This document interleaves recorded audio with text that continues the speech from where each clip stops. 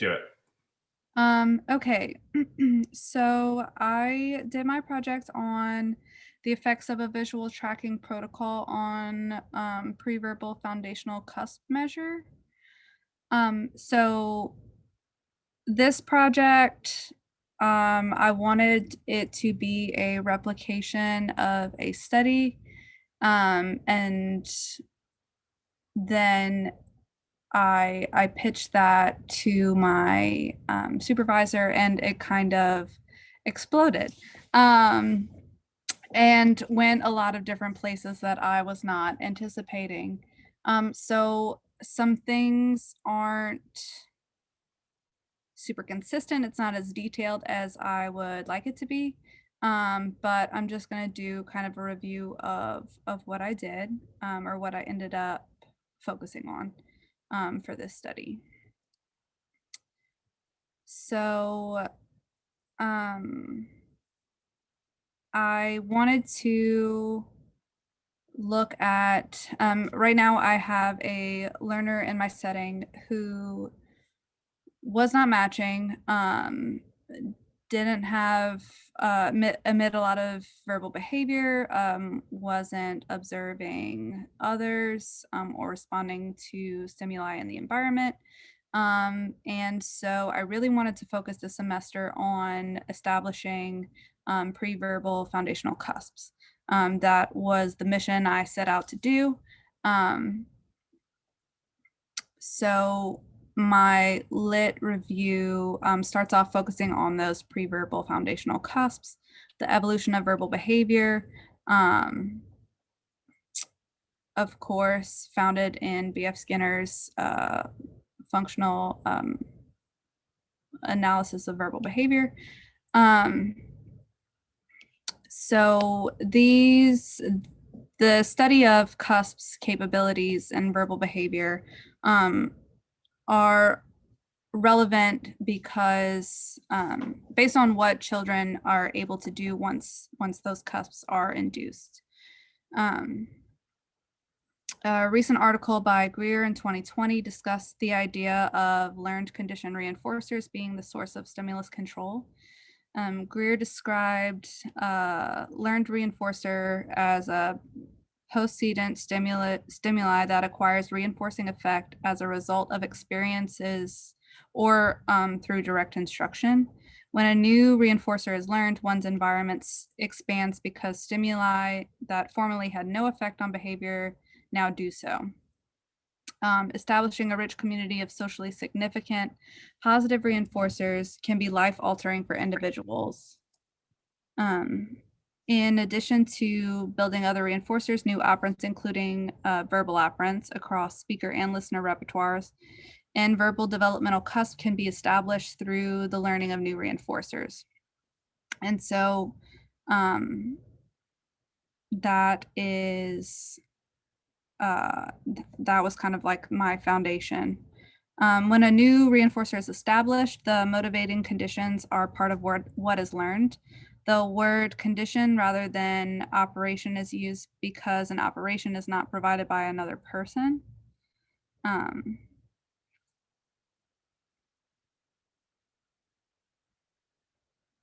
Operation is provided by another person, a condition is not.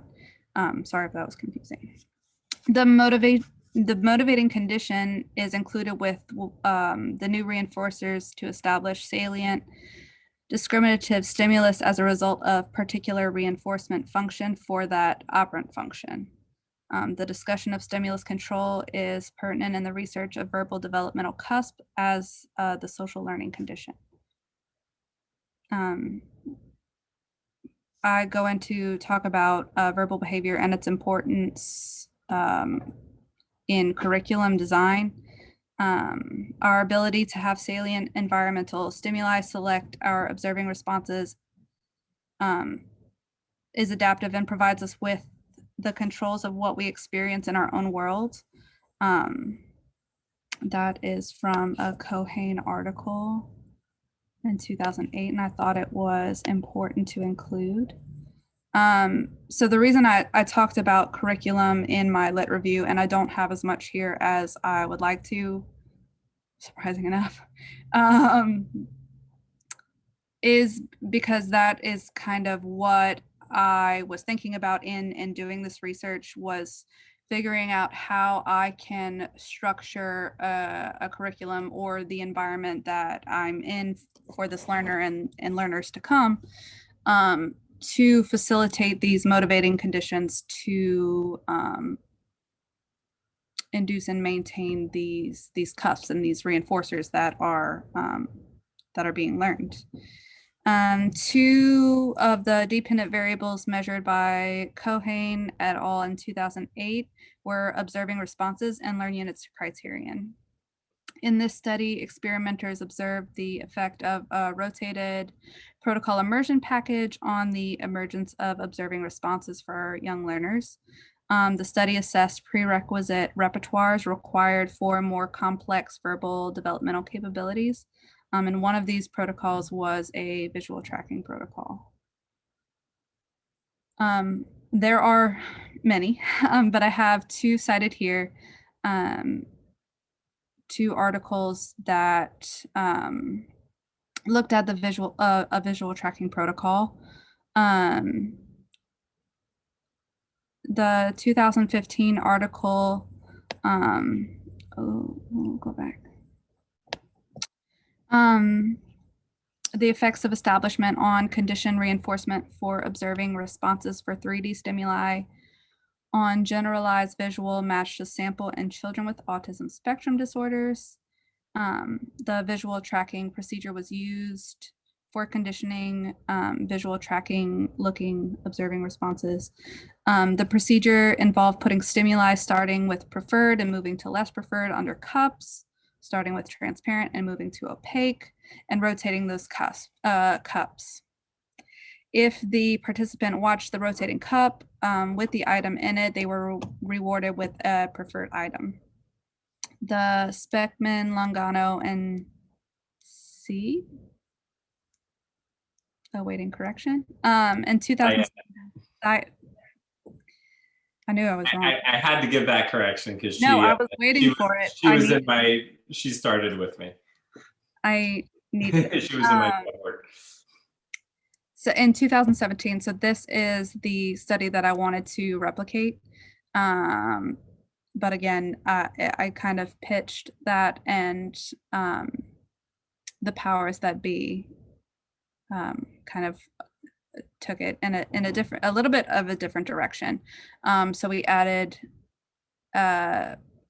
quite a few dependent variables in addition to the ones in this study, in the 2017 study. But for this presentation, I'm only focusing on two of them. So in 2017, they studied the effects of conditioning three-dimensional stimuli on identity matching and imitative responses in young children with autism. Results showed that the 3D conditioning procedures were functionally related to increases in generalized 3D matching and object use imitation, increased correct responding. I just saw your note, Maddie. Increased correct responding was observed across programs following the intervention for all three participants in the study. Post-probe data also showed increased correct responding for imitation and matching. Decreases in instructional trials to criterion were noted for two of the three participants, suggesting the students were able to learn at faster rates following the establishment of 3D stimuli as condition reinforcers. I'll leave that alone. Those are highlighted because I'm still working on them. Like I said, this, I had a lot of ideas for this project, and due to clinical changes and frequent absences on with the participant, I wasn't able to get as far as I had hoped this semester, but it's all good. These things do happen. So the participant observed for the study was a almost 4-year-old female diagnosed with autism. She attended a clinic for ABA 5 days a week for 7 hours a day. She had no preverbal foundational cusps aside from parroting. She emitted some one-word mans and tax and inconsistent echoics. That is, she was able to say words, but when they were presented to her for an echoic, she did not always respond. Although programs were in place, she did not follow directions or match stimuli and was reliant upon multiple interventions, including physical prompts and time delays to meet criterion levels of responding. Behaviors of concern interfered with instructional control programs. That is very relevant to this study because due to instructional control issues, the study was stopped in addition to frequent absences. And so I have the VBDA chart to the side. The setting was a clinic. Procedures took place across 2 clinic rooms, the playroom and the classroom. Both were set up with small tables and chairs. The playroom, the rainbow room, the top picture was the room that most of the experiments procedures took place in. In this setting, children were taught one-to-one with a RLT or RBT, and the teaching ratio was 1 patient to 1 tech to 1 supervisor. The clinic follows the CABAS model and was working toward accreditation. Independent variable for the study was the visual tracking protocol procedures. We measured the duration in seconds of visual tracking or looking at an item under a cup. Criterion for mastery of the protocol was 160 seconds of cumulative looking across up to 20 trials with 3 solid cups. And the criterion for each stage of the intervention was staggered. Originally was meant to be changing criterion design, but I don't know if it meets that label. Dependent variables and measures. I use the observing response probes from the LCAR. So I just did A through D. So I looked at condition reinforcement for observing 3D stimuli, 2D stimuli, adult faces, and adult voices. And I also measured learn units to criterion. And this component, the dependent variables, is another thing I wanted to reference in my review about like curriculum and measuring. And that's also why the title of the project is measures of cusps, not necessarily the cusp, because the LCAR is, it's suggested that this is, like, if it meets this criterion, then the cusp is probably in rep. But I'll leave that alone.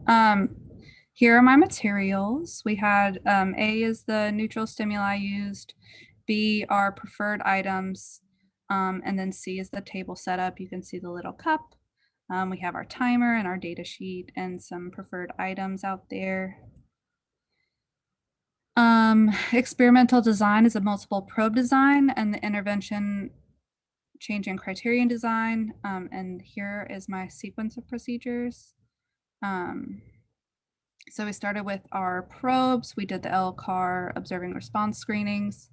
And we also probed the duration of looking at 3 transparent cups for 3 rotations with a neutral item. And then we went into our intervention. And we only made it through 1A and 1B before we stopped procedures.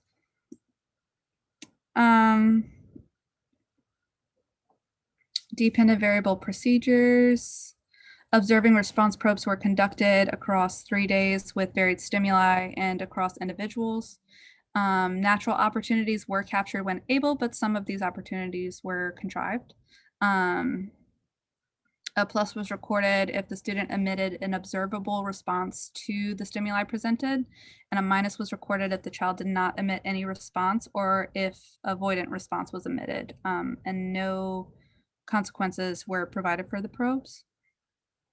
The following figures show stimuli presented for the probes and the associated verbal developmental cusps they represent. I have a data sheet. Learn units to criterion were calculated for 1,000 learn units presented prior to the intervention and following the intervention. And we assess these as part of our probe measures. We also measured the duration of looking at the 3 transparent cups. For this probe, the teacher placed a neutral item under the cup while the child watched. The teacher said, watch the blank or watch the cup. For the first few trials, trials started when the child was looking for 1 second. The child looked at the stimulus within 2 to 3 seconds. Looked at the container for more than once. Oh, the item or the container. The teacher measured the duration of looking and then recorded the number of seconds that the child did look at the item. If they didn't, then 0 was recorded. So these were the data sheets we used for the observing response probes, and they list the stimuli that were presented in the respective categories. So we have the 3D stimuli, so moving reinforcers, stationary reinforcers, neutral items, things removed, things like that. For 2D pictures, letters and numbers on flashcards or books, pictures on a digital device, letters or numbers on a digital device. Something's wrong there. I'll fix it. Faces, looked for a person moving within 2 feet, a person within 2 feet at eye level, making facial expressions, or entering, leaving a room quietly. And then voices, a person entering a room speaking, a person emitting non-vocal speech sounds, singing songs, name call, greeting, approved, and given directions. These were the intervention procedures. So like I said, we were only able to do 2 phases of the intervention, and the targets are listed here. 1A was 1 clear cup with a preferred item, 0 rotations, just kind of move the cup around with a criterion of 60 seconds of looking across 40 trials. For the trial presentation, the teacher placed a preferred item under the cup while the child watched. And the trial started after looking for 1 second. And the teacher recorded the duration of looking in seconds on the data sheet. 1B was run with 2 clear cups and a preferred item, and we rotated 2 cups. The criterion was 100 seconds of looking in 20 trials, and the trials were presented the same. This is a sample of the data sheets we used. So for each presentation, we just recorded the number of seconds of looking and then totaled it at the bottom. IOA, we have a calibration system in my setting as part of our training procedures. So a BCBA is calibrated to 100% accuracy across 2 consecutive observations by a CABAS master teacher using the TPRA. Once the BCBA is calibrated, they calibrate an RLT to the same criterion. In addition to this calibration, at least 30% of the probes and 20% of the intervention were recorded on a video and reviewed by a second observer. And we're now doing the graphs. Are we doing strengths and limitations, that kind of discussion, or saving that for? Yeah, go ahead and do that now since we have the context of your of Okay. everything. So I think a strength of this study is it sets the stage for future research and further inquiries about the induction of verbal developmental cusps for this participant and potentially others to come, like I said. And I really love the calibration component. It speaks toward the reliability and it makes the study a replicable. Limitations to the study were frequent absences. No post-probe was conducted for duration of looking because of the frequent absences. We also, oh yes, environmental changes, different technicians ran the probes. And also changes in technicians could be a potential confound, resulting in variable data. Learn units to criterion as a dependent variable for this learner and the programs observed. This could be the learn units to criterion could, the way we did it could be modified to only account for programs that are relevant to the cusp that we're looking at, but that wasn't done for the data presented. So some programs that were mastered may have nothing to do with the cusp observed, like arrives with a smile may have met criterion, and that's not necessarily relevant to our study, and things like that. And then instructional control and conditioning the learning environment for this learner, like I said, in the participant description, is there are a lot of BOCs, behaviors of concern, sorry, that interfered with running these programs. We were conditioning the learning environment, but this should have been, the learning environment and teachers should have been conditioned prior to beginning the study. So that would be a limitation as well. I'm going to skip the top part and just talk about my ideas for future research. So the results we didn't talk about, but didn't give me all the answers that I wanted. So in theory, if the 3D stimuli are conditioned, then continuing with this visual tracking protocol, pairing the voices with the rotating cups and these now conditioned 3D stimuli could result in establishing voices as conditioned reinforcers. However, for this learner, I think that our next focus should be generalized imitation or CDU correspondence. So my thought process with this pitch was rereading the Things We Care to See, the Cohen article with the rotating protocol package. I think that that article really sticks out to me because it looks at the preverbal foundational cusp, which I am interested in.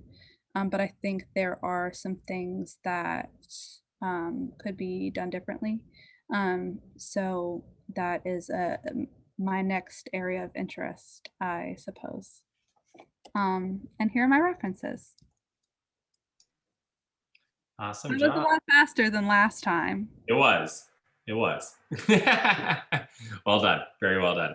I'm only going to say one thing, and it's in the context of the last conversation. I'm actually doing the study right now that I think is moving somewhere very quickly along these lines. And it has to do with that interaction between variables that we were talking about in the last class. The relationship between observing responses and learning to criterion, right? So as it's posed right now, when you look at these pre-verbal foundational cusp studies, it seems like the conditioning procedure impacts both observing responses and learning to criterion, correct? When I do this conditioning procedure, I see observing responses increase and learning to criterion decrease, right? Okay. I'm doing a study right now that's setting out to effectively show that once through a conditioning procedure, once you reach some as yet to be known amount of observing responses and learning to criterion interact with each other independent of a conditioning procedure. Meaning, once you are observing to a specific point, learning its criterion will decrease and observing will increase, which will make learning its criterion decrease, which will make observing increase, which will make learning its criterion decrease. So you no longer need the conditioning intervention to have an effect on either of those variables. Yes, no. And what I'm trying to show through my experimental control is that when observing responses are below a certain point, that interaction does not occur. So I'm not interested in the conditioning procedure itself, but I'm also not trying to make the argument that this conditioning procedure is going to have this effect and the next effect. I'm making the argument that when you condition something by whatever bloody procedure you want, you get to this point and this cyclical interaction starts to occur. And that interaction is what's actually significant, not whether we used a pair test or operant conditioning or whatever, right? It's separating the variables so you can actually have a means to see which variables are impacted, which dependent variables have a direct interaction. Sorry, which independent variables have a direct interaction with which dependent variables.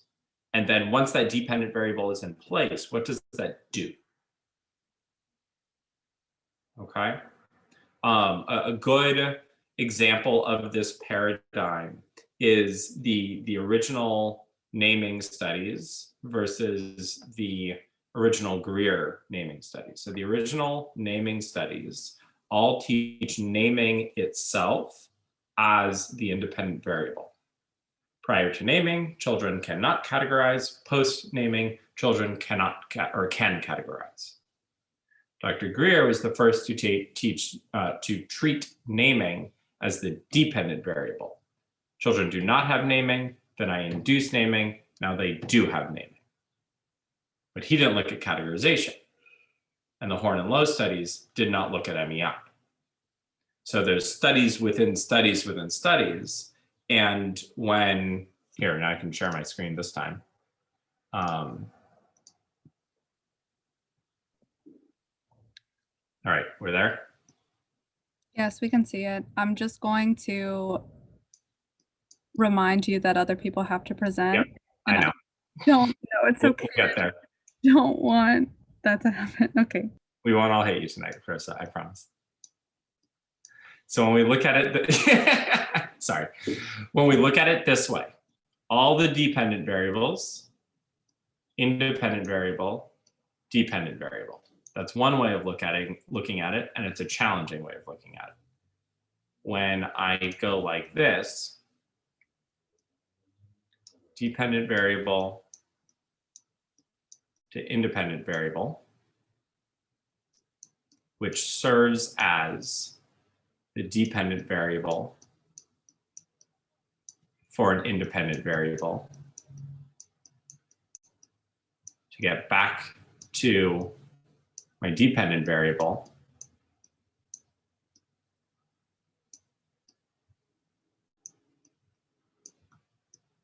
which leads back to my original dependent variable. So in one, we've put both dependent variables kind of temporally in the same place, versus the other one where we set them out so that there is an experiment within a larger experiment.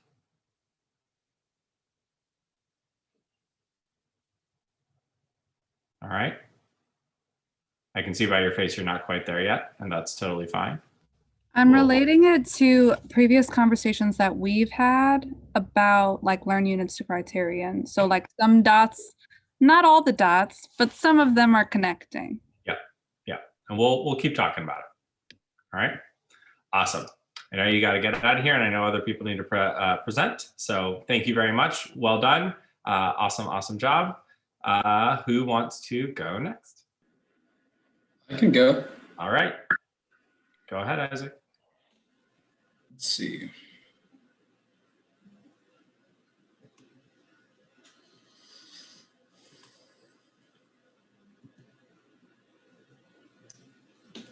I'm not sure. How exactly do you share your screen? Sorry, you got it. I can see it. Oh, you can see it? Okay, great. Yep. Can everyone see it? Awesome. All right, let me just kind of move this around. 1 second. All righty. Good evening, everyone. Today, I'm going to be presenting the research that I conducted throughout the course of this semester. One of the reasons why I selected this is because at the school that I currently work at, I am part of the leadership team. And one of the things that we do in our leadership team meetings is we look at data, specifically with benchmarks with children and the different types of interventions that children are currently in. And as I'm sure you all know, benchmarks are utilized to kind of gauge where students are academically throughout the year. So usually benchmarks are conducted at the beginning of the year, the middle of the year, and at the end of the year. And once again, these benchmark scores are utilized to compare children, the results with children and their peers, and also to determine where they are in accordance district or the school district. So the title of my project is The Effects of the Mastery of a Modified Auditory Match to Sample Intervention on the Acquisition of Novel Textual CVC Responses. So the reason why I selected doing this was because the benchmark scores at our school were showing were significantly low when it came to skills regarding reading, specifically for nonsense CVC words. Right. So if a child can read, textually respond to a nonsense CVC word, theoretically, the child has a letter to sound correspondences, and this can really help a child be able to textually respond to any kind of word that is on a book or a text. So kind of the problem, so that's kind of like the problem that we were seeing at our school. And in addition to that, there are also some very alarming problems here in the state of Louisiana. As of right now, well, according to the article that I read, only about 20% of Louisiana 4th and 8th grade students read at the proficient level. But being able to be a true reader, a student needs to be able to textually respond. And in addition to that, needs to be able to comprehend. Both pieces are components to being a true reader. And so since the statistics are very alarming, there's other stats that suggest that high literacy rates and poor academic performances really lead to dropout rates, unemployment, and suspension, right? So one of the things that some schools or other just schools have adopted has just been this sight word reading method, where it's essentially where the child reads a whole word as a discrete operand. However, the current research is showing that that type of reading method is not necessarily not as effective as reading interventions that are embedded in phonic related interventions. So as Dr. Greer suggests, phonic instruction leads to the acquisition of point-to-point correspondences with phonemes. It also leads to blending, and it also can lead to textual responding. So if a child can fluently textually respond, has a fluent responding repertoire, so if a fluent textual responding repertoire are required to obtain comprehension. So when these, like as I mentioned previously, when these are both those are both present, then we can consider a child a true reader. So literature review. So auditory matching. This is a seminal article that utilized rhesus monkeys way back when in 1987, where they were basically attempting to help identifying if a monkey could auditorily discriminate same and different sounds.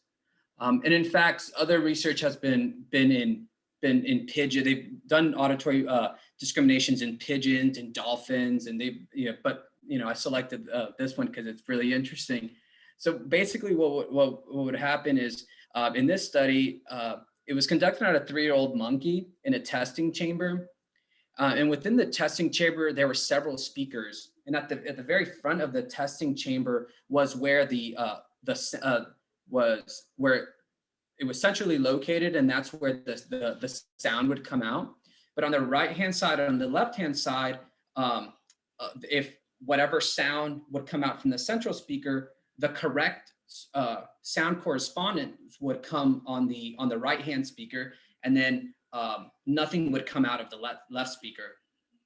And then as the monkey started to realize that the sound was coming from the right, what they were doing is they would increase the sound of it was just a non-exemplar sound in the left speaker, essentially to kind of essentially to determine if the monkey could auditorily discriminate, and it would keep increasing. The sounds would keep increasing.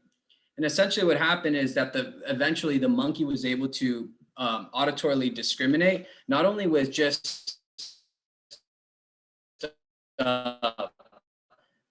across 38 acoustic sounds or monkey noises, and then 18 were man-made, such as like saw noises or doorbell ringing sounds. Yeah, so once this occurred, once the intervention occurred, the monkey was able to auditorily discriminate. And nowadays, some of these auditory discriminations are utilized with children, specifically children who are diagnosed with children with developmental disabilities, such as the research here presented by Chavez and Brown, where he essentially he implemented an auditory matching training to explore the means to induce echoic repertoires. So the utility of auditory matching has been the utility of auditory matching is increasing significantly. And in this specific research, when the auditory matching procedure, they used 3 Big Mac buttons, which required the participants to select between either a positive or negative exemplar upon hearing both the sample and the vocal antecedent to match. And as the children advanced within the phases of the auditory matching intervention, the children were being able to discriminate more clearly as the phases advance. And in fact, the results of the study demonstrated that as a result of the auditory match intervention, vocalizations, partial echoics, and full echoics emerged within the participants. And in 2007, Speckman and Collin also utilized an auditory matching intervention, specifically to determine, see if it had an effect on the emergence of the listening component of naming. The study aimed to identify if the mastery of the auditory matching procedure had a direct effect on the mission of both echoics and tacts in 2 students that participated in the study. The results suggested that the acquisition of the listening component of naming emerged as a result of the auditory matching intervention. And as the children advanced to the more difficult phases of the auditory matching, once again, the auditory discrimination became much better. And overall, the listening responses to untaught novel sets of stimuli also emerged in this study. More recently, about 6 years ago, Coe, Greer, and Cohane conducted a study entitled "The Effects of an Auditory Match to Sample Procedure on Listener Literacy and Echoic Responses." It aimed to see if the auditory match intervention had an effect on listener literacy responses and echoic clarity. The results indicated that once the children mastered the auditory matching procedure, full echoic responses across all participants increased, which suggested that an increase in correct responding to advanced, which resulted to an increase in the advanced listener literacy probes. And the advanced listener literacy probes, I'm sure you guys are all aware, it's a one-step direction with the visual distractor.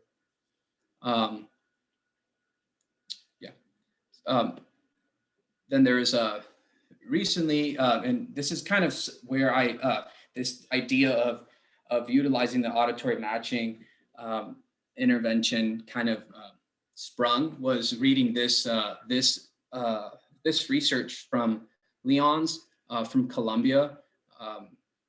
And in this study, the study investigated whether the mastery of an auditory matching program for matching phoneme sounds and words had an effect on the number of correct textual responses to words with either new or mastered phonemes.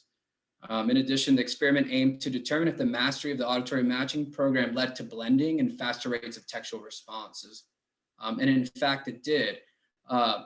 It led to both an increase in correct textual responding and faster rates at which children responded.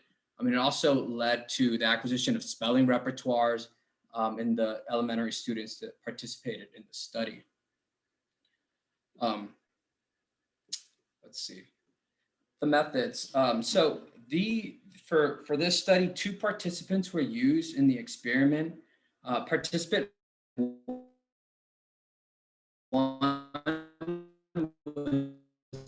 was a female student that was the participant was repeating kindergarten. She was diagnosed with a developmental delay and function at the joint of the speaker and listener levels of verbal development. Based on the observed responses from the LCAR, there's no suspicion of the absence of any kind of developmental cusp. The participant could match but not textually respond. In addition to that, the participant had the listening components of naming, self-talk, say-do correspondence, listener literacy, and generalized matching for 2D and 3D stimuli. And the reason why I selected this participant along with the second participant was because both of these individuals are part of my caseload. First and foremost, are part of my caseload. And secondly, their benchmark scores were significantly low, and both of them were repeating the grade that they were in. Participant 2 was an 8-year-old male who was a member of the second grade general education classroom at the same public elementary school as participant 1. Once again, was repeating the second grade for the second time. The individual was diagnosed with a developmental delay at the time of when the study was conducted. Once again, the child had very similar repertoires to that of participant 1, and that's one of the reasons why they were selected, because they had very, very similar skills and repertoire. So the setting, the study was conducted in a special education classroom at a public elementary school. The room was consisted essentially of 2 kidney tables, a designated computer/iPad station, in a free play area. Each student sat as a child-sized kidney table and chair in front of a 2009 MacBook Air during intervention. During the intervention time. So the materials used. So before I kind of go into the intervention, first of all, it's important to know if a child has letter to sound correspondences, right, in repertoire. If the child does not, then obviously he or she is going to have a difficult time textually responding. And so the first thing that we did is we probed whether the student had letter to sound correspondences for both uppercase and lowercase letters. And in the event that the student did not, then the targets were taught, the ones that were missed were taught in isolation. We're taught in isolation. And then after the children mastered those, once the children mastered those letter to sound correspondences, then the rate at which children were textually respond was probed. And so the benchmark, essentially, we conducted a benchmark assessment on the children to see how many they could textually respond. See how much they could textually respond. So we collected that. And then after that, we implemented the auditory matching intervention. So the auditory matching intervention it's very, very interesting. We utilized a GarageBand for all every single phase. And so, as I'm sure you know, nonsense CBC words consist of words like tut or rut or lut. So in the first phase of the auditory matching, the target was broken up just like that phonetically, t, up, t. And then as the phases increased, we recorded, we're going to use tut for all 10 phases, right? Even though we really didn't, but just for presentation purposes. So for phase 2, we also recorded tut. But what we did is when we recorded tut, we put it into GarageBand and we increased the tempo. So the tempo of tut increased. And then in the second phase, the same thing was done. We recorded tut, and then we increased the tempo systematically. And so the tempo of the target essentially in each phase continued to get faster and faster until it reached phase 10, where it was basically tut. It was very natural, just the way that it's spoken, tut. And so what would happen is when the child would hear tut, the child would have to select either the exemplar or the non-exemplar, and the exemplars were tut or rut. And the child would have to select match. And for that was 90% times 2 or 100% times 1. So as you notice that the phases are speeding up, and that's something that we're doing consistently. And the hopes of the study is to post-probe that benchmark and see if the auditory matching intervention helps children to be able to textually respond at a faster rate in order for them to in order for their scores to align with the state standards. Let's see. So the treatment, it was an auditory matching program. So the dependent variable in this experiment was the number of textual responses emitted during a 1-minute interval. The novel nonsense CVC words were placed on a note card and flashed to the participants upon mastery of the auditory matching intervention. The number of correct CVC blends emitted by the participant was also collected.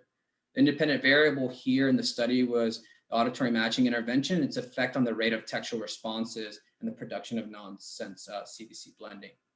What's been really interesting while conducting this research is one of the participants, the female in the participant, when she hears, for example, tut, she is saying it tut, and she's like tut. And what's happening is I think it's almost as if that speaker, as speaker as own listener is almost emerging, which is really, really interesting to just witness firsthand.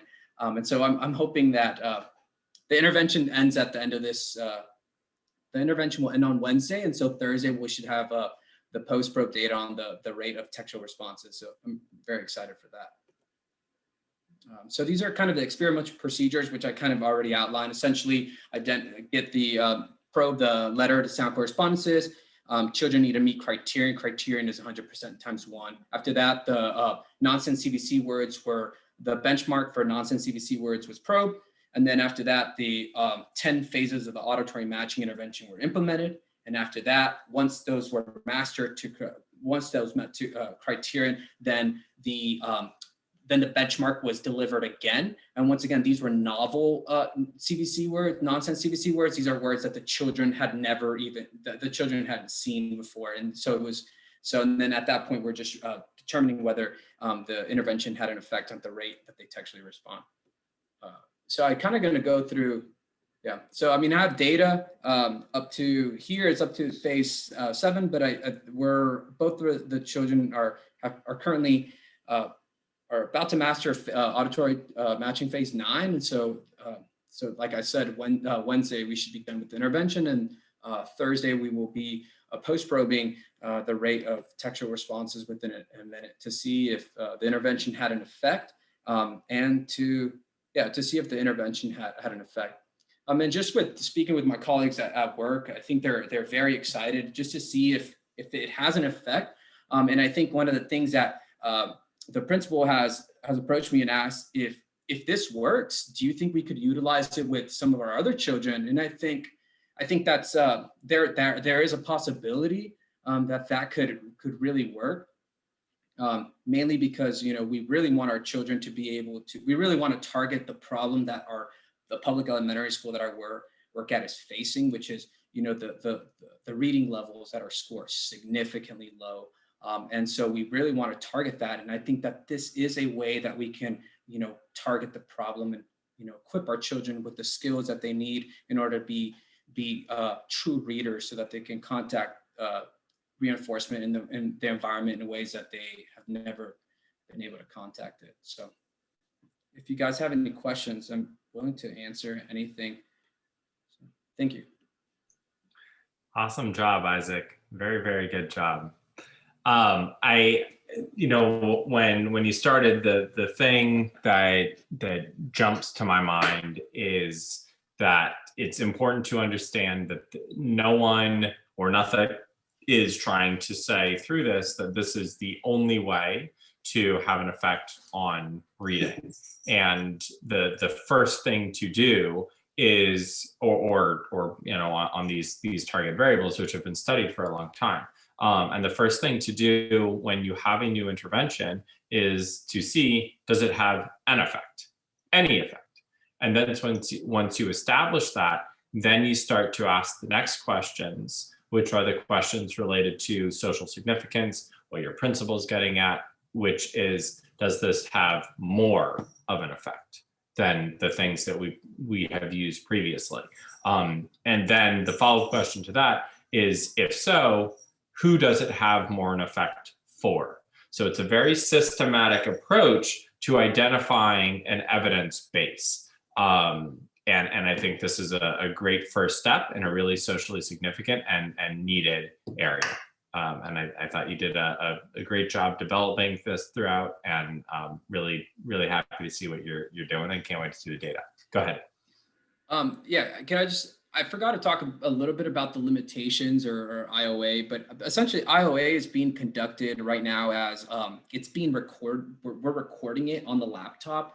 And the reason being is because my supervision happens at certain times of the week. And so in order for me to have that IOA, and in order for a second observer to look at the, in order for me to have that kind of data that's being done.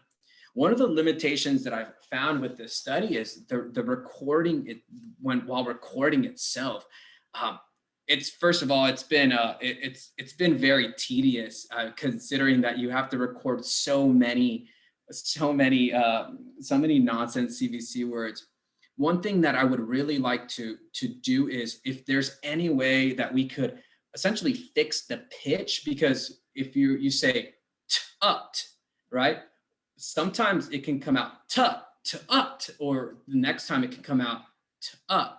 And so the tone changes. Is if there's like any way we could fix the tone levels so that they're all consistent would be critical, I think. But I'm not sure if it's gonna play a major role. It might. I'm not sure, but that's one of the things. Another thing too is that sometimes the recording, we'll review the recordings again to make sure that there's no other noise in the back, no background noise. And it's really funny because in the first phase, there was a background noise, and the student was like, "What's that?" And so we're like, "Oh yeah." So we fixed it. So if there's any way we could fix that kind of like background noise, yeah, we tend to do it in a very quiet environment. But so those are some things that have to do with adjusting that portion. But when we can get that leveled out, then I think that it would help a lot. Yeah. No, I think if, we have all tried to do, whether it's experiments or just programming, and run into issues where our stimuli have had an effect on our outcomes. If anyone has used the auditory matching app, you will know the effect that unclear stimuli can, in this type of a study, can have. Those sounds are not clear, and that is a major limitation of that app, and it needs to be addressed. And I think the answer to that is digital, like electronic recordings, where you take that that component out of the human element out of it, which is probably going to introduce its own limitations, but it's definitely something worth thinking about. All right, nice job, Isaac. Very, very good. Let's keep moving. Who's up next? Who wants to go? I think we had Laura and Molly. I can go, and I can make it like a little quick. So we have, what time? All right. What's like our cutoff? 8:30. Whenever we're all done. Cool. I'll go. All right, go ahead.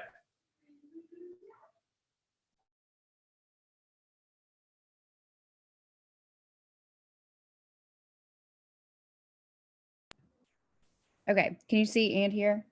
Thumbs up, thumbs down. Okay, cool. Okay, so I did the effects of TAC training on student responding with introverables to WH questions. And I forgot to put Dr. Cohane, and I actually went back over my project, so I forgot to add her to my supervisor list, but she's in there. And we tested the effects of TAC training procedure on increases in correct responding to WH questions using an iPad application. A multiple baseline across participants design was implemented. 3 students participated in the study. All the students had pre-verbal, foundational, cusp, and repertoire, and used an AAC device to communicate. The first baseline measures were taken on levels of responding to WH questions on the iPad.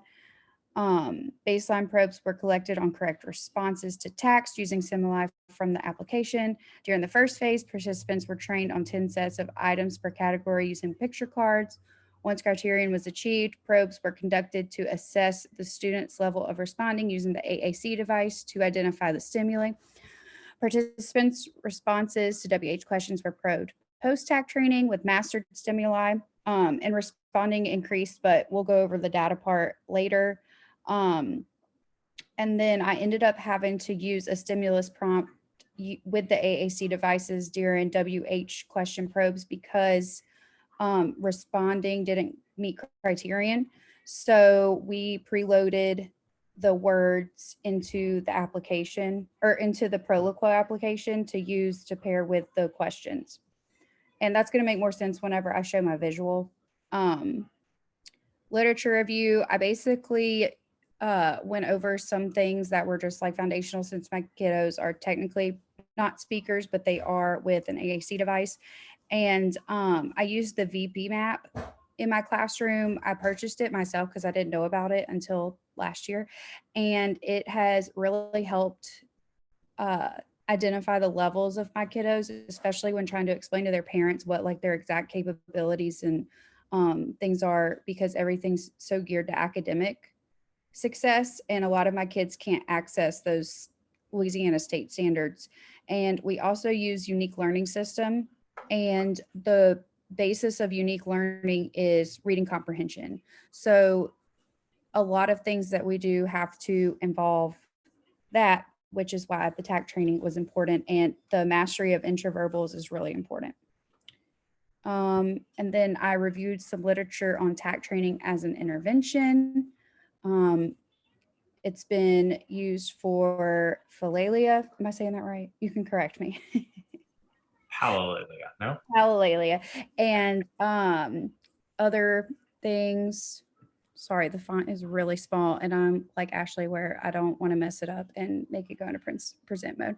And then another interesting study was the effects of the antecedent question, what is this, on TAC training outcomes? And let's see.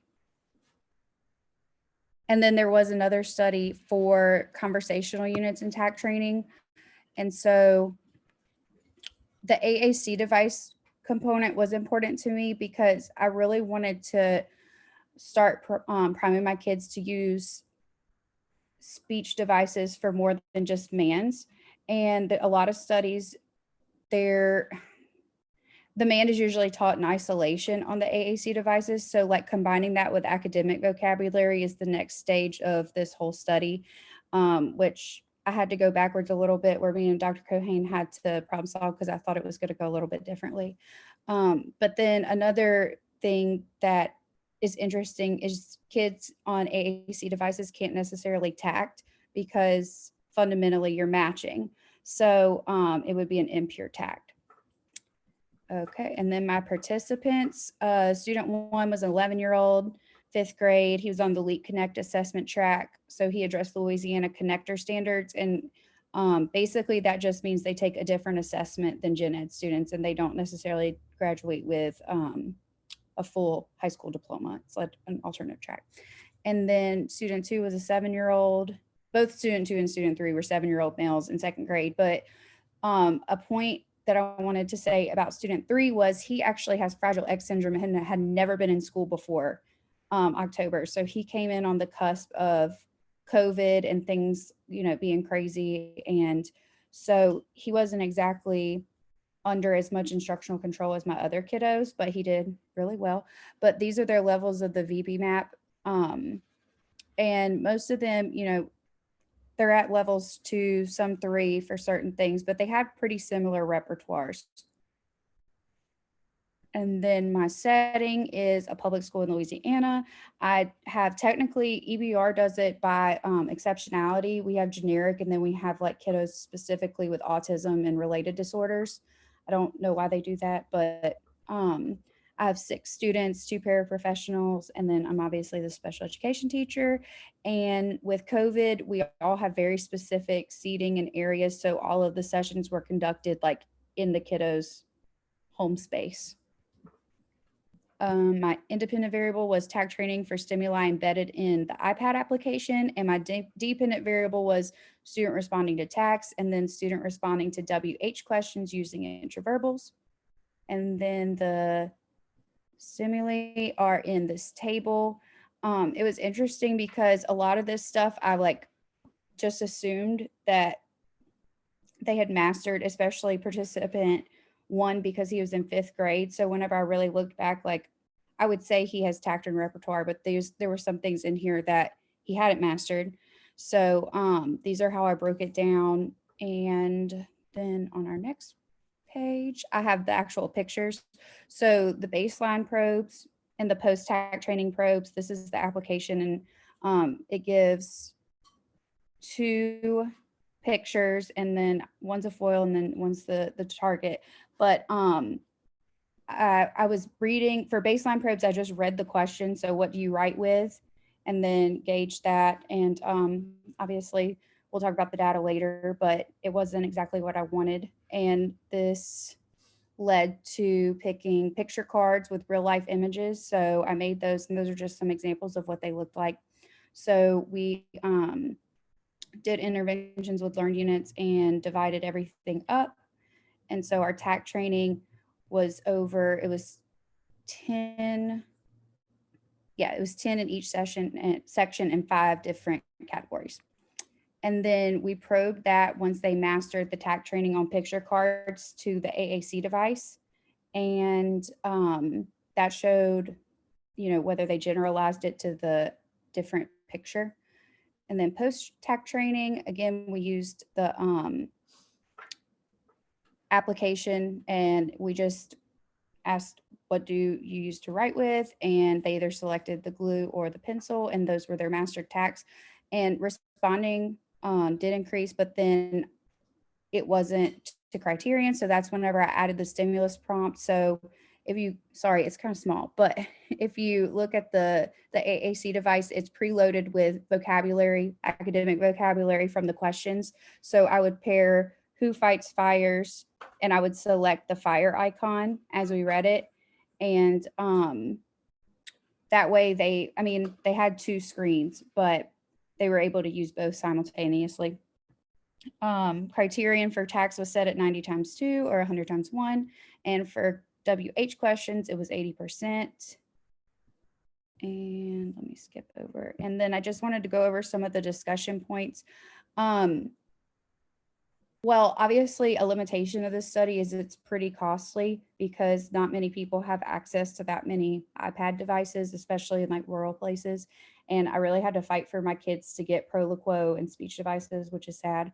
But the app was something that was purchased by the district. And so it collected data internally with the intraverbals and stuff. So that was very helpful. And then the associations and functions of everything were not directly taught, but this could have been a limitation or a strength because the kids were able to see, like an example is the picture of the vet had a person holding an animal, and the question read, who helps sick animals? And so some of the kids were able to see the animal and make that association, but we don't necessarily know if that was from TAC training or if that was them looking at the picture and being able to see a different part of it. And then again, this study was like foundational for incorporating academic vocabulary into AAC devices. Sorry, my brain's fried, so I'm trying to like make it short and sweet, but cover everything. Did great. Awesome. Okay. No, you're good. You're good. No, I think that, first of all, I really like how, that primary issue that you brought up at the beginning of the issues with TACs and AAC devices in general. I discovered that, let's see, I don't know, Courtney, if you remember this. I'm trying to think if anyone else would have been there. This might have been before your time, Courtney, but Grant and I were at Big, and we had a kid who was non-vocal but had started using an AAC device, and he just started flying, like absolutely flying. And he was learning things that we had, like our minds were absolutely blown. And he was proficient with it. This was a kid who, like 2 months before, was on capacity for sameness across the senses. And now we were watching him, and Dr. G and I looked at each other and were like, this kid has naming, but how do we test it? And that issue of it being a match to sample, like we couldn't, and I still don't know how to get around that. And it's other than phonetic responding and being able to type, right? But short of that, it is an applied problem to a theoretical question. Like, we know the kids had naming, but we didn't know how to test for it. In your situation, like, it's probably attacked, but how are we sure? You know, and the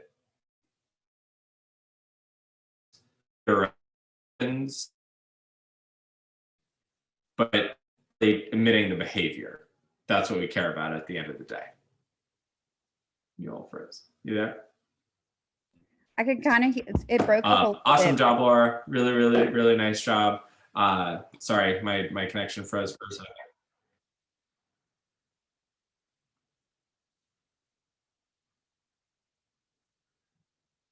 Oh.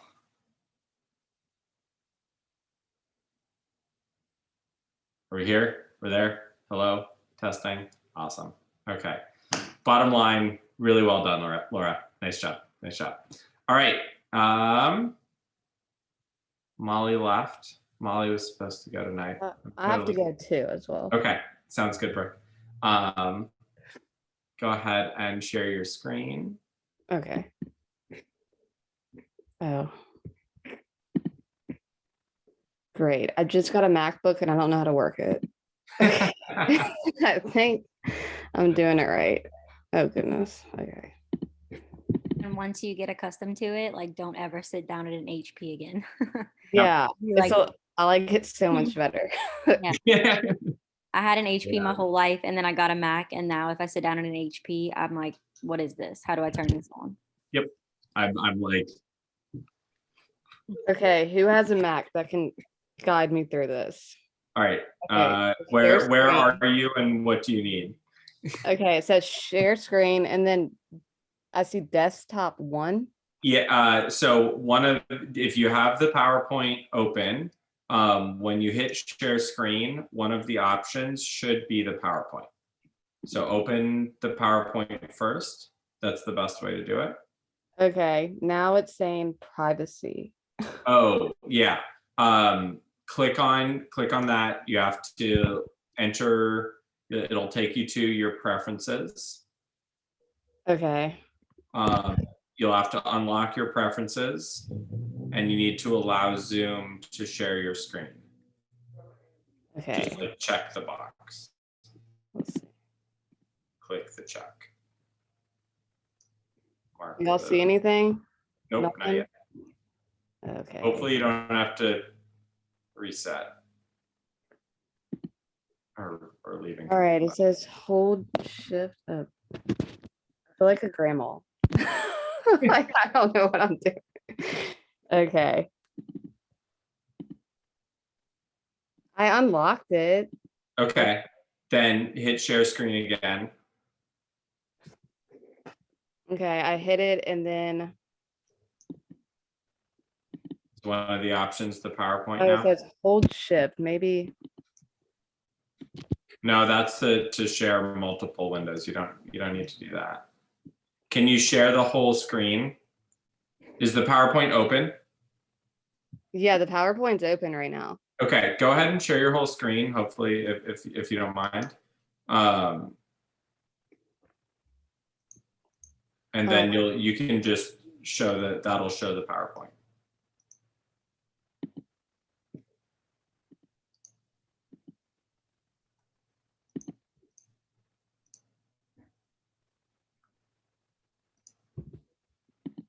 Sorry, this is embarrassing. Okay. I don't know. What's it doing when you hit share screen? It's just going up back to desktop, and then it's saying allow Zoom to share your screen, open Yep. system, and then I opened it. Yep. And then You hit there's a lock here. and I promise y'all mine's really straight to the point. It won't be long. So let's see.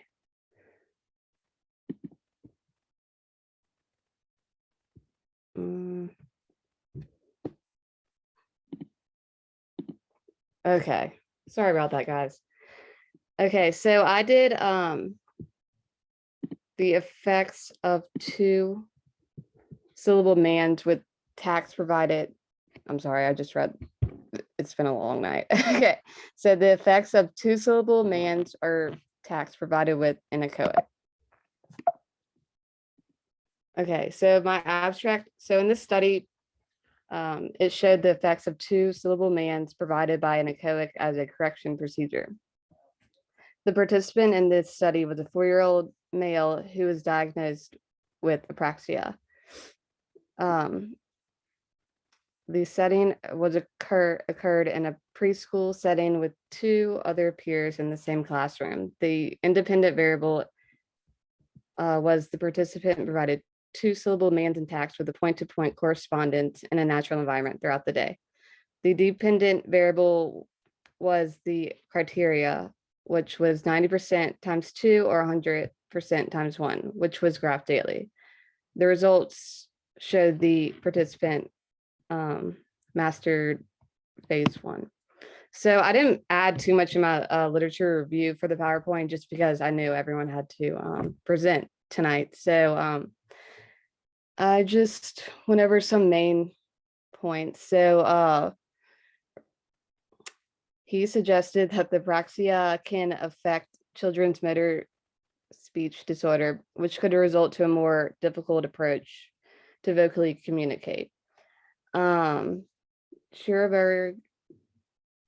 ETL, all suggested children with apraxia have speech impairment with an abnormal rate when producing words. And echoic is combined with the verbal antecedent and generalized reinforcement to increase one's vocal verbal behavior. And echoic is given to the student to increase their man function and tact function.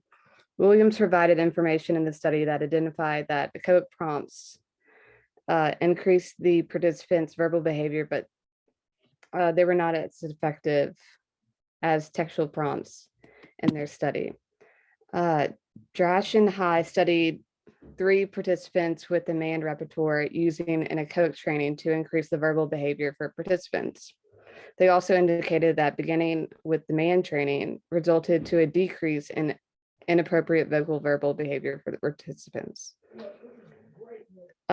Tax identify a stimulus by gaining the attention from another person to experience the same stimulus in the environment. An example of a tact is the child gives a point-to-point correspondence by pointing to a bird outside and saying bird. The child is identifying a stimulus in the natural environment. Tact training is an effective tact to teach the child verbal responses by providing instructional teaching in an occurring natural environment. So the purpose of the study was to show the effects by providing an echoic prompt for a 2-syllable mand or tact with the appropriate tone or prosody and volume. An echoic was provided as a correction procedure to increase the participants' independent man function and tact function. So the experiment studied the appropriate point-to-point correspondence for tact and man in a current environment. Okay, so the participant, the client was a 4-year-old male who was diagnosed with apraxia with delayed speech. The client had a high-pitched voice, which is difficult to determine many of his words. The client does not have all his pre-verbal foundation, but he does not have the components of the joining of the listener and speaker verbal cuffs. The client is missing naming cuffs for the listener verbal behavior. He attends one-on-one and group ABA services Monday through Friday every week. The participant also attends speech therapy services once a week. He enjoys more so interacting with peers than the one-on-one therapy. He's also attending kindergarten next year. So we are providing more group structured environment for him with 2 other peers in the same room. So the setting is that the preschool takes place at a school called St. Lillian's in Baton Rouge. The preschool is a Cobus school-like setting that is actually in a different section from the St. Lillian students. The preschool receives one-on-one therapy services through a Cobus accredited company, which is Touchstone, and they also receive ESP services, which is speech occupational therapy and PT services. The preschool has clients from ages 1 to 5 years old. The client receives individual ABA instruction in the classroom, accompanied by 2 other peers in the room, and also their line technicians. The client receives ABA services from 8:15 to 2:15. And he also receives 4 hours a day one-on-one therapy, and then 2 hours of like group therapy. So the 2 hours of the other activities would be recess, lunch, art, nap, and gym. And the client receives about 1 hour speech services on every Thursday morning. So the materials are basically just in the natural environment. They could be toys, objects, books, school supplies, and then I'm just taking data on a data sheet and with a pen. And then we also provide a token board for him for positive reinforcement. And so the environment could look like the classroom. We have recess, art, lunch. There's structured play, so with other peers. So the independent variable was that the client was emitting 2-syllable mands and tax with point-to-point correspondence with appropriate tone or prosody and volume in the natural environment. The client provides 2-syllable mands throughout the whole day, and the experimenter, which is the line technician, should collect at least 40 learning units a day. So the dependent variable was that the participant was giving the appropriate tact and mand to access an item activity in the natural environment. So the correction procedure would be then the echoic, and then social praise was given to the client when he did give that independent tact and mand. And then the criteria was 90% times 2 or 100% times 1. And then my data, like it didn't really have an experimental design. I think me and you went over that, Dr. Shaman. So what I came up with was a multiple baseline design across one participant. But there is not multiple participants in this study. So the baseline design was basically the client gave an echoic 2-syllable word with a point-to-point correspondence within 5 opportunities. And then that was for phase 1, and then phase 2. So the client will mand or tact independently a 2-syllable word with appropriate beginning, middle, and end sound. And I probed this the other day and it was 50%. So we're still working on getting data for this one. So the intervention for phase 1, I feel like I repeated myself a lot, but the participant emitted a 2-syllable tact function or mand in a natural environment with the provided echoic for the correction procedure. So an example, so the experimenter gives the participant verbal praise if he provides the correct tact or function or mand function. The example of the positive reinforcement would be, great job, that is a plain or whatever 2-syllable Mander tack he gave. And then he was able to access the item or activity. And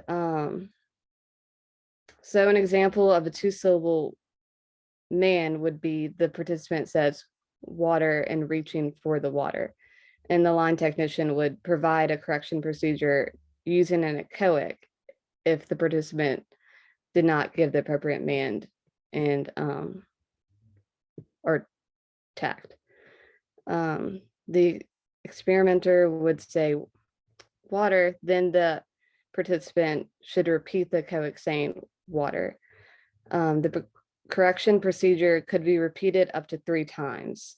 An example of its correct 2-syllable tact would be pointing to an airplane outside and saying airplane, and the same correction procedure is provided for an appropriate tact with the same criteria.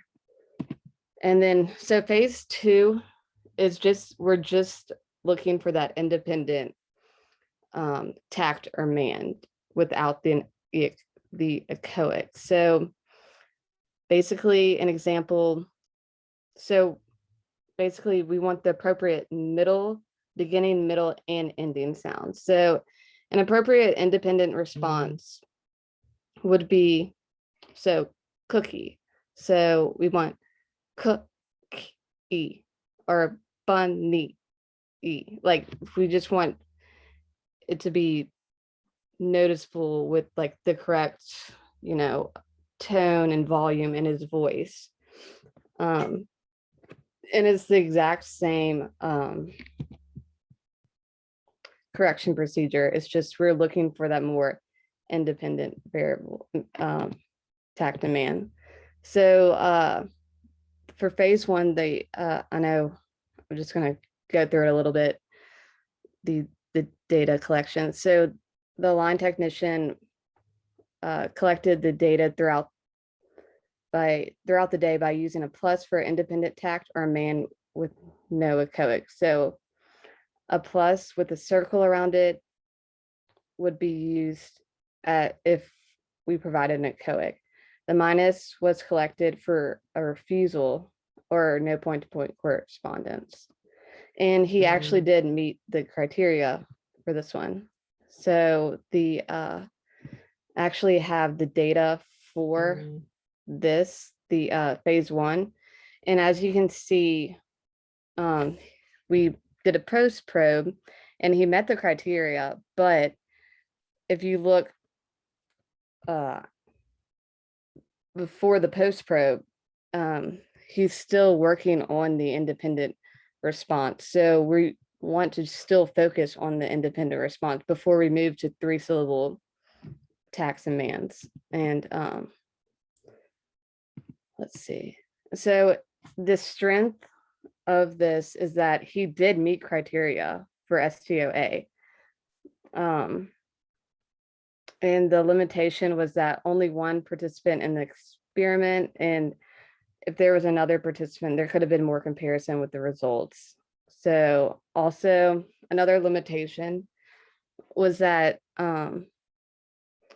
he was not able to eliminate the high-pitched tone and volume of his voice. You still do hear that in his voice when he's saying tacts and mands.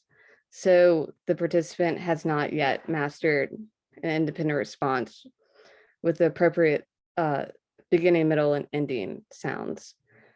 So another limitation was that the client was absent throughout the semester. So I wasn't able to get as much data as I intended. And I'm still working on phase 2. And so the discussion for future studies, the experimenter should have another participant to compare the results. And And then maybe I would say also for the future studies, the participant could communicate more with his speech therapist to collaborate more strategies to help decrease the high-pitched voice. And then the frequency of the client's absence also could affect the future data. And that's the references I have right now. And then that's it so far. All right, very, very nice. What I know it's getting late, and I'll get you guys out of here. I think the real significance to this is looking at those I don't want to say non-vocal, but the autoclitics that are not the words themselves. When you look at tone and prosody and pitch and even length of utterance as autoclitics, that assigns a function to those things. You know, when you're talking about a manned or attacked, what is, or a man versus attacked even, what is one autoclitic that, Brooke, you could be shaping, and this is for everyone, what is one autoclitic that is not related to the actual words being spoken that could be reinforced as a functional operant? Man versus attacked. Can anyone think of one?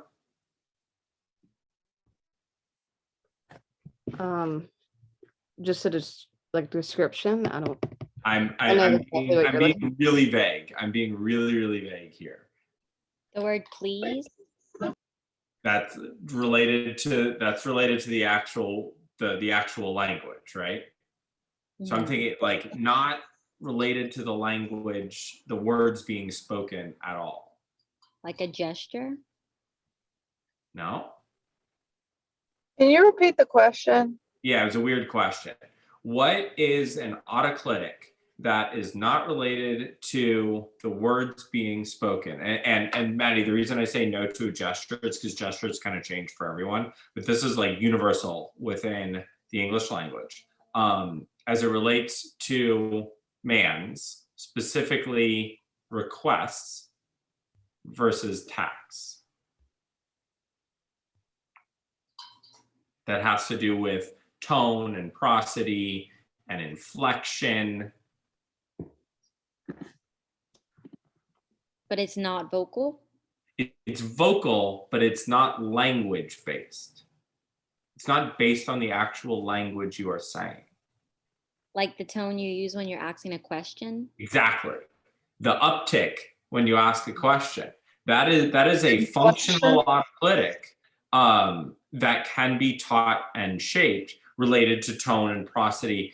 Brooke, with your client, when he's got all that stuff, it's that client loses the ability to have that autoclitic function, that operant in there. And it's part of inflection. Yeah, Clarissa. And when we were talking, that's something I wasn't even thinking about that. But that, like, looking at those types of components of verbal behavior where you know you have a young kid with faulty vocal repertoire that's working on this really simple skill, and you're searching for something to make it truly functional, and being able to find those little things can have a lot of meaning down the road. So I think looking at those types of behaviors and being able to look at all behavior, including something as small as that, as reinforceable and shapeable and functional, is what verbal behavior really, really gets to. All right. Okay. Nice job, Brooke. Very good. Very good. All right. Let's cut it there. We're running late.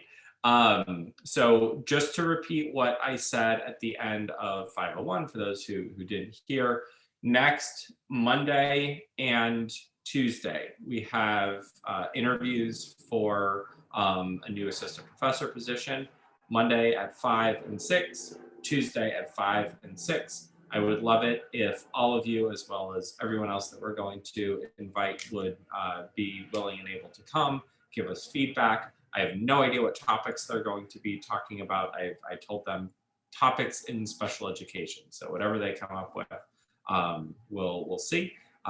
This demo lesson is really an important part of the hiring process, and is extremely important for us to be able to make sure that they can articulate what they are, but they're brilliant, 3 PhDs and 1 who's on his way. So I would love to have your feedback for that. And then I was messaging with Dr. G earlier. Poster night is going to be part of poster night is going to be the data share for your guys. So everyone put all your data together, like a 3 to 5 minute, just a graph, talk about it, a little bit of context, just boom, and you're done. Okay? Sound good? All right. Whew, I'm tired.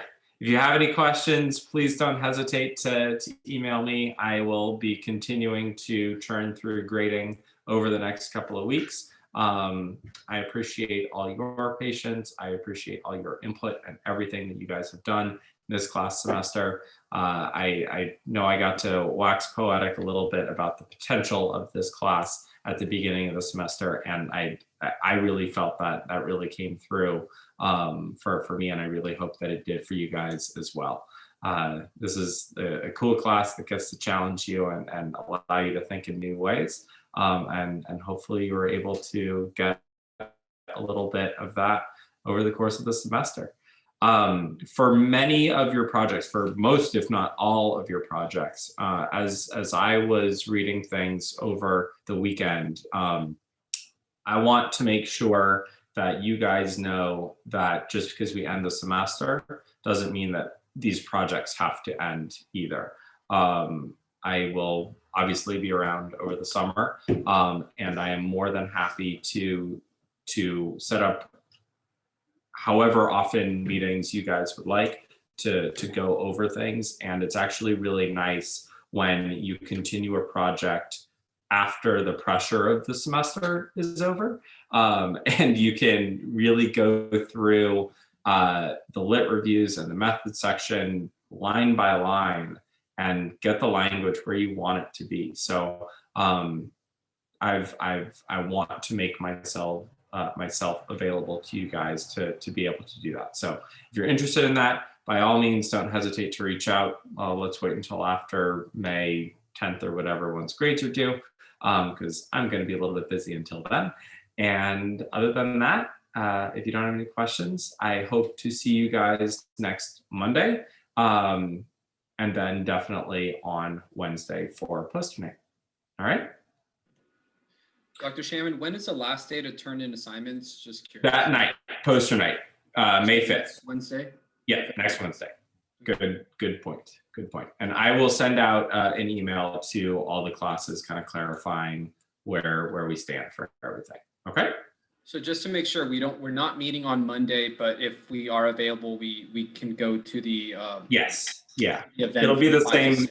Yeah, it'll be the same link. But we don't have a traditional class period. This is it. Thank you. Have a great one. I will see you guys in some capacity next week. It's good. So what is it? So long, not goodbye. We'll be around. All right. All right. I'll see you guys next week. Have a good night. Thank you again for all your wonderful presentations. Really well done. Really well done.